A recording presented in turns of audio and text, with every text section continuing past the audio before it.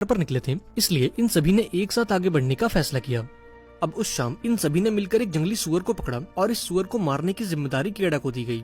अब केड़ा ने आज तक एक मच्छर नहीं मारा, तो इस सुअर को मारना तो बहुत बड़ी बात थी। ये देखकर ताऊ काफी निराश हुआ और केड़ा को समझाया कि अगर ऐसा ही चलता रहा तो तुम कभी इस कबीले के सरदार नहीं बन पाओगे और मुझे ना चाहकर भी तुम्हारी जगह किसी और को देनी होगी।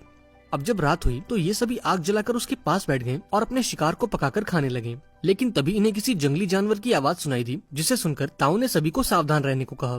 लेकिन अभी ये लोग कुछ सोच पाते उससे पहले एक शेर ने इन पर हमला कर दिया और कापा नाम के एक लड़के को उठाकर ले गया।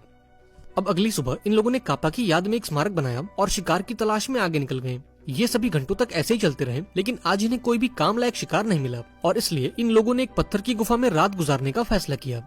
यहाँ केड़ा के पिता ने उसके हाथ पर एक स्टार्स का टैटू बनाया और उसे बताया कि जब रात के दौरान तुम इन तारों का पीछा करोगे तो तुम अपने कबीले तक पहुँच जाओगे। असल में ये एक तरह का नक्शा था ताकि अगर शिकार के दौरान कोई अपना रास्ता भटक जाए तो इन तारों का पीछा करके अपने घर पहुँच सके।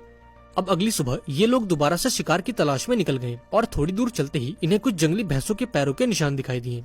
इसके बाद ये सभी लोग धीरे धीरे उन भैंसों के करीब पहुँचे और मौका मिलते ही एक साथ उन पर टूट पड़े। और अब ये कहानी वहीं आ गई जहाँ से इसकी शुरुआत हुई थी। एक भैंसे ने केड़ा को बुरी तरह से जख्मी कर दिया और उसे इस बड़ी सी खाई में उछाल दिया। यहाँ कबीले के लोगों को लगा कि केड़ा खाई में गिरकर मर चुका होगा, लेकिन जब उन्होंने पास जाकर देखा तो वो अभी भी एक चट्टान के सहारे लटका हुआ था। लेकिन अभी ये लोग उसे बचा पाते कि तभी केड़ा का हाथ फिसल गया और वो नीचे खाई में जाने लगा। पर खुशकिस्मती से वो सीधा खाई में नहीं गिरा और पत्थरों से टकराता हुआ एक चट्टान पर जाकर बेहोश हो गया। ये देखकर ताऊ अपने बेटे को बचाने के लिए नीचे जाने लगा, लेकिन कबीले के बाकी लोगों ने उसे ऐसा करने से रोक लिया।